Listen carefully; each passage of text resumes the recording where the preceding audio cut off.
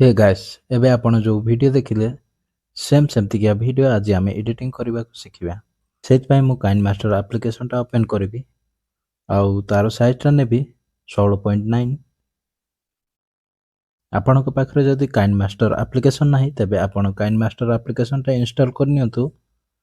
जदि आपण पाखे जदि वाटर मार्क नथिबार काइन मास्टर ना तेबे मते कमेंट सेक्शन रे कमेंट करी कहतु आउ चैनल टा को मध्य सब्सक्राइब करंतु।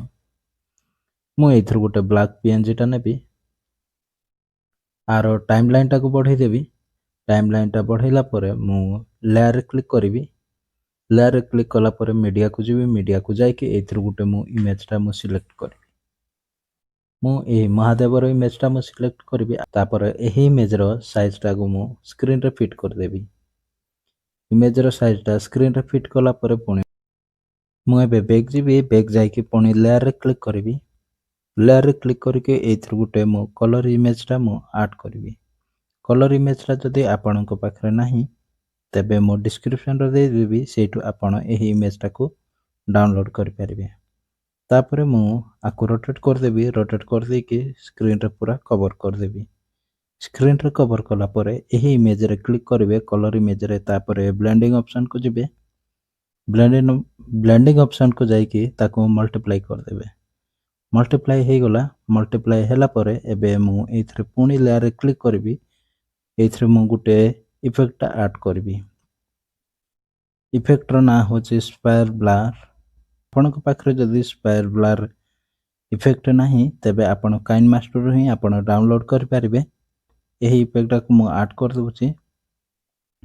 इफेक्ट को ऐड कला परे मु आकु संपूर्ण भाव रे कवर कर देबी। कवर कला परे आरो टाइमलाइन टा को बढ़ाई देबी।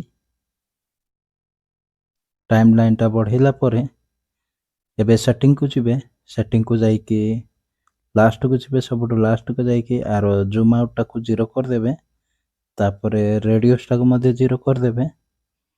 तापरे या xy x2 जोटा भी जहा अछि ताको सेतिक रे ही रखिबे। 50 to 50 ही रखिबे। तापरे डन कर देबे। बे मु सही इफेक्ट रे क्लिक करिवि। क्लिक कला पर एही के रे क्लिक करिवि। तापरे टिके आगो को आनिबि। तापरे लेफ्ट को नेबि। टिके आगो को आनिबि। तापरे राइट को नेबि। तापरे लेफ्ट को नेबि। तापरे तळक टिके पुणी ऊपर को पुणी राइट पुणी सेंटर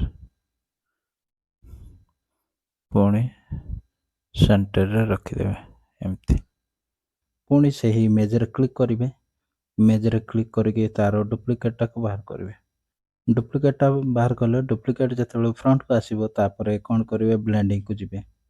ब्लेंडिंग को जिबे। ब्लेंडिंग को जाई कि तळ को जस्ट स्क्रॉल कर देबे। स्क्रॉल कला परे एथरे आपण को देखा जाउची स्क्रीन। स्क्रीन रे क्लिक कर देबे। स्क्रीन रे क्लिक कला परे आपणकर इमेज टा एही प्रकार हैला।